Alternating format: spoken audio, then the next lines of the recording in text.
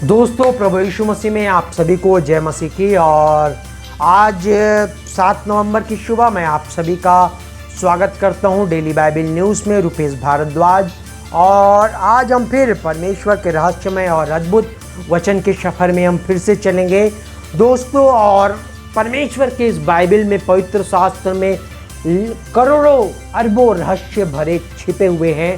और हम धीरे धीरे करके पूरे साल भर मैं आपको एक वचन से पर्दा उठाते जा रहा हूं। और आज फिर एक नए वचन के साथ एक नए रहस्य के पर्दा आपके सामने उठाऊंगा, जो कि आज का पवित्र शास्त्र में से हम पढ़ेंगे इब्रानियों की पत्री, उसका 12 अध्याय, उसका 5 और 6। यहाँ कुछ इस प्रकार से लिखा है मेरे दोस्तों, और तुम उस उपदेश को जो तुमको पुत्रों की नाई दिया जाता है भूल गए हो कि हे मेरे पुत्र, क्योंकि प्रभु जिससे प्रेम करता है उसकी ताड़ना भी करता है, और जिसे पुत्र बना लेता है उसको कोड़े भी लगाता है। अब यहाँ पे लिखा है जिसे प्रभु, क्यों हे मेरे पुत्र। अब एक पिता अपने पड़ोसी के बच्चे को पुत्र तो नहीं बोलेगा, कोई गलती करे तो कुछ उसको तो डांट नहीं सुनाएगा, उसको मारेगा तो नहीं, छड़ी तो नहीं लगाएगा। क्यों? क्योंकि वाकई में उसका बच्चा है ही नहीं।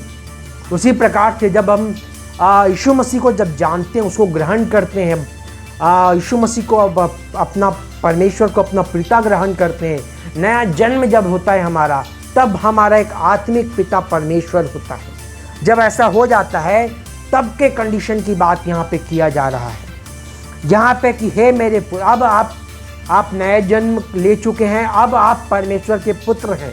तो यहाँ पे ये वचन आप पे लागू होता है, हे मेरे पुत्र, क्योंकि प्रभु जिससे प्रेम करता है। अगर आप पिता हैं, अब जब तक आप पाप में थे, पाप का जीवन जी रहे थे, यीशु मसीह साफ साफ कहा है, तुम शैतान के औलाद हो, तुम्हारा पिता शैतान है। उसी प्रकार से अब जब तक आपका नया जन्म, जब तक आप पाप के जीवन में थे, तब तक आपका पिता जो था वो शैतान था, आप पड़ोसी के बच्चे थे। अब आपका पिता परमेश्वर है। अब परमेश्वर आपसे प्रेम करता है तो उसकी ताड़ना भी करता है, जैसे एक संसारिक पिता है।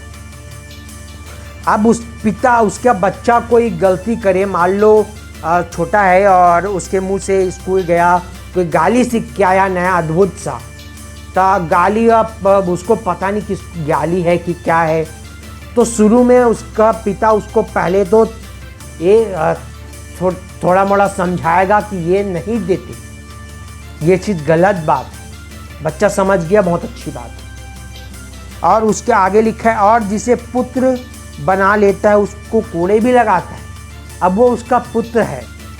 अब वो वही बच्चा बड़ा हुआ, किसी दिन शराब पीकर घर आया तो उसको समझाएगा नहीं उसको कि बेटा शराब पीना गलत बात है, क्योंकि अब उसकी उम्र जा चुकी है। एक इतना मोटा डंडा लाएगा और 4 डंडा लगाएगा, अब बोलेगा आज के बाद शराब पिएगा क्या? अब बोलेगा नहीं पापा, नहीं, आज के बाद मैं नहीं पीऊँगा। तो दोस्तों, अगर परमेश्वर आपको अपना पुत्र मानता है, तो अगर आप गलत राह पे चलोगे, वचन से दूर जाओगे, प्रार्थना से दूर जाओगे, संगति से दूर जाओगे, तो हल्का से फटकार परमेश्वर भी लगाता है। उदाहरण मैं आपको बताता हूँ, मैं अपना घर का ही उदाहरण बताता हूँ, मेरी मम्मी का विषय में मैं बताता हूँ। कुछ सालों पहले, ये 2000 अब साल मेरे को याद नहीं है, कुछ समय पहले, बहुत पहले की बात बता रहा हूँ। मम्मी परमेश्वर में आई, क्यों आई, कैसा आई, मैं आपको किसी दिन बताऊंगा। फिलहाल मैं बताना चाहता हूँ, उसके बाद उन्होंने प्रार्थना का जीवन, वचनों का जीवन आरंभ किया।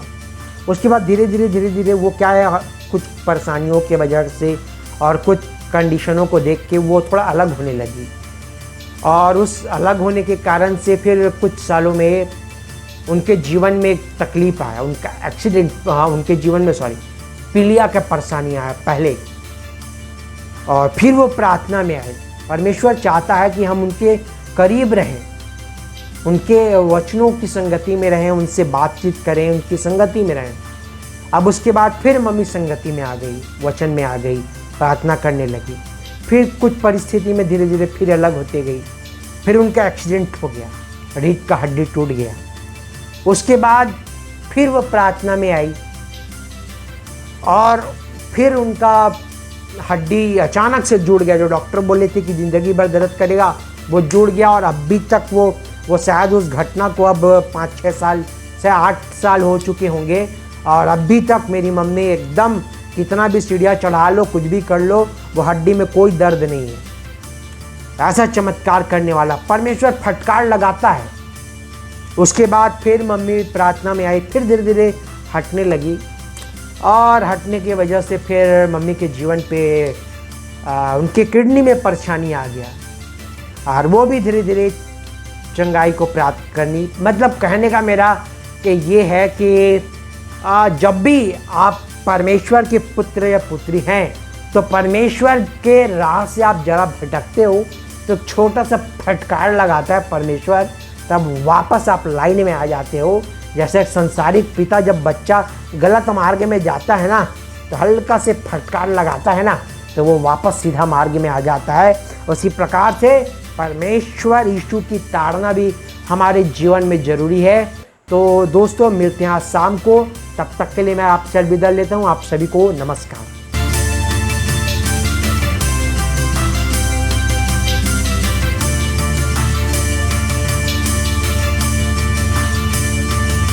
इसी तरह और भी हमारे भारत देश के लिए बड़े बड़े प्रोजेक्ट हैं, जिसके लिए यदि परमेश्वर पिता आपके मन को उभारता है तो आप अपनी आर्थिक सहायता राशि दे सकते हैं। आप डायरेक्ट हमारे बैंक अकाउंट में डाल सकते हैं और UPI के जरिए भी आप अपनी मदद राशि डाल सकते हैं, नीचे दिए गए QR कोड को स्कैन करके।